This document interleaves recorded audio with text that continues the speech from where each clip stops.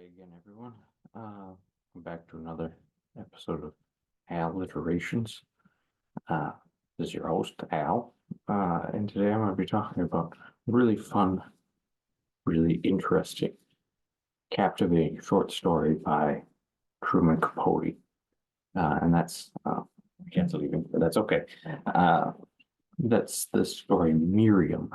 Uh, it was one of Truman Capote's first um, published short stories. I don't believe his very first, but one of his first in the late 40s.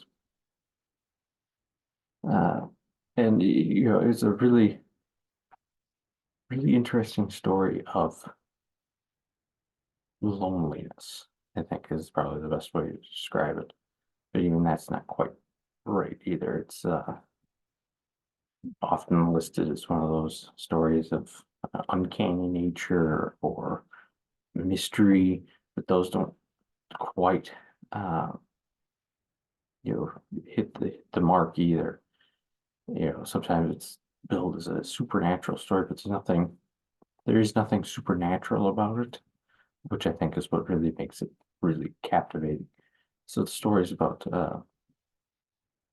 a Mrs. H.T. Miller, uh, Mrs. H.T. Miriam Miller is her name, who lives alone. She's a widow. She's got has no friends. Nobody comes to see her. She doesn't go to see anyone. She, buys her bread and her biscuits and goes home and cooks them and, doesn't do anything else. Has a canary, uh, Tommy, uh, and, that's the only socialization she has, really.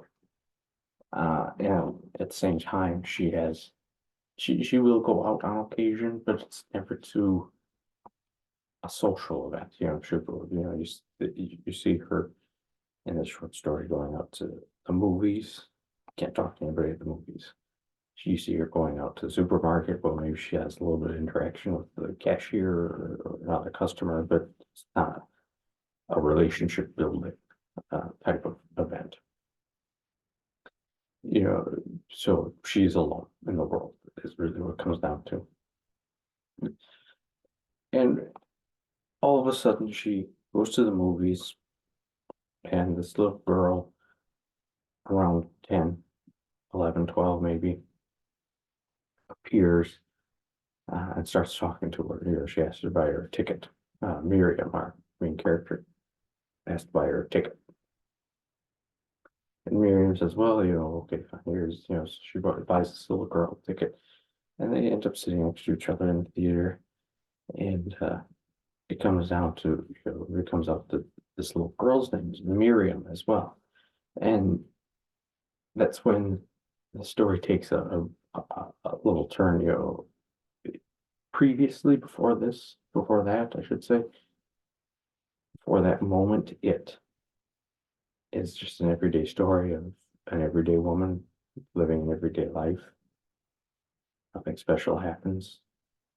And then even the writing, the tone changes slightly, where it's, everything you're on edge, like Miriam, the main character, the older woman, Miriam. You're on edge and you're waiting to see what happens next. You're waiting to hear the coincidences of life stack up, and you're curious to find out how it's all going to play out in the end. But anyways, you have these two women, one old, one young, chat, and have fun at the movie, and then they depart. And Marian Miller, the older woman, expects never to see this girl again. So here she comes, she shows up at her door. And she shows up at her door again and again. And she keeps on seeing her, and she keeps on wondering, why is this little girl following me? Is this little girl following me? Eventually, this little girl comes and uh, brings her box of her belongings with her. She says, I'm going to live with you, Mrs. Miller, this is where I want to stay now.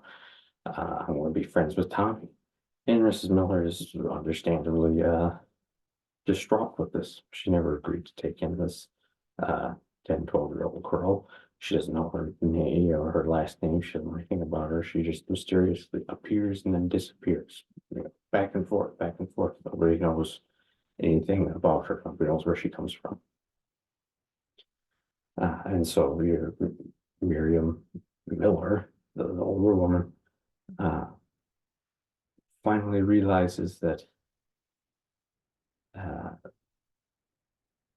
Miriam, the little girl, is more than just a little girl coming to bother her, coming to befriend her or bother her or scare her. She's something else. And it's never stated what.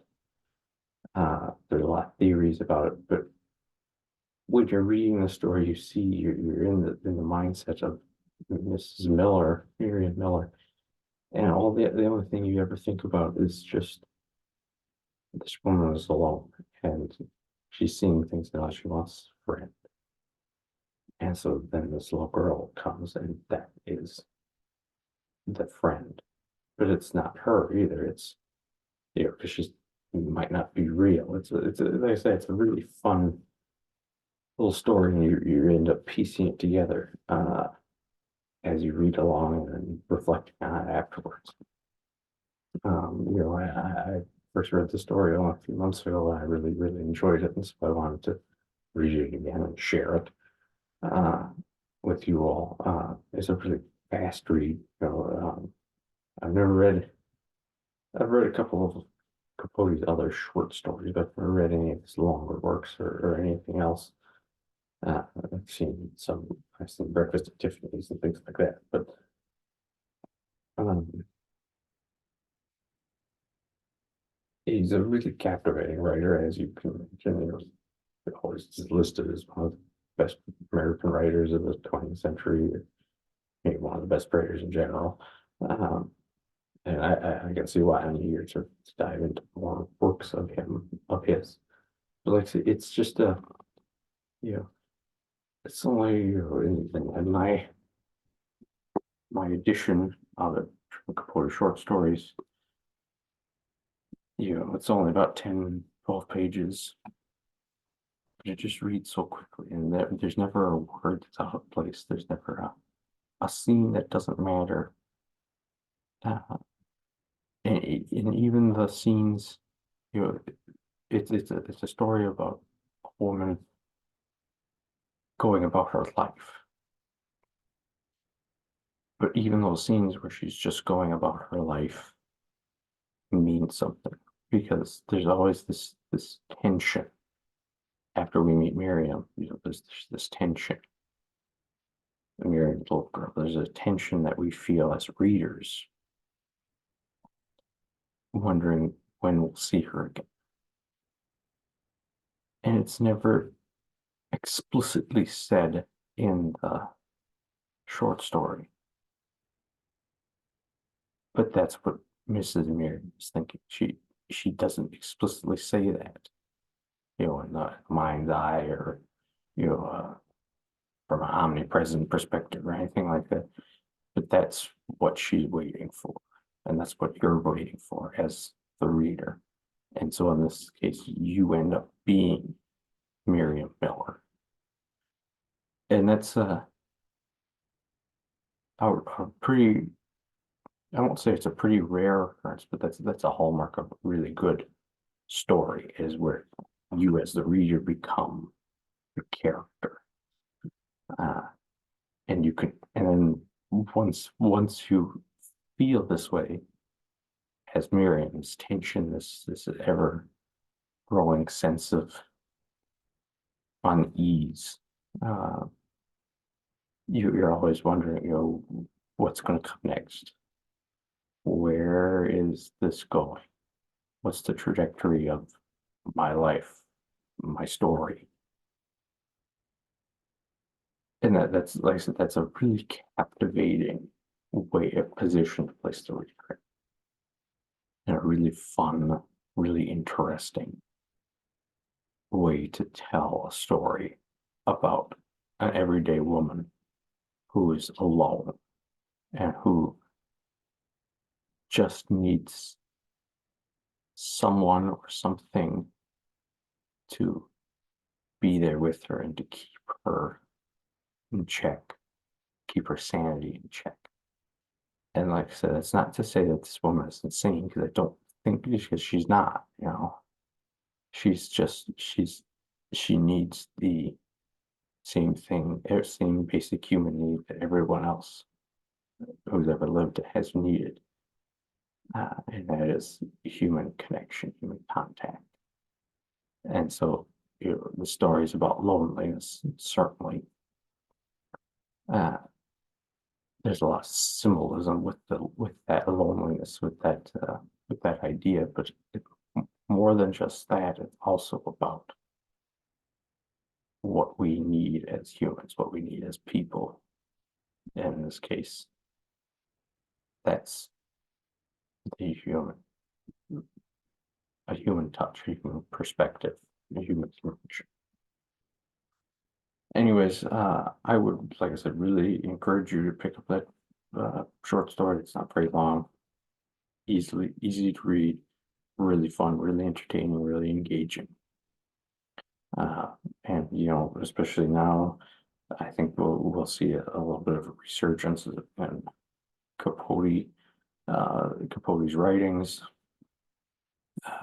with the new TV show that came out. I have not seen it yet, but I'm looking forward to watching it. And I really think that everybody can benefit from reading a story and being placed in Miriam's shoes, and then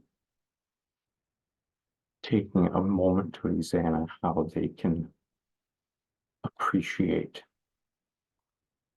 uh, the struggles and the needs of others around them.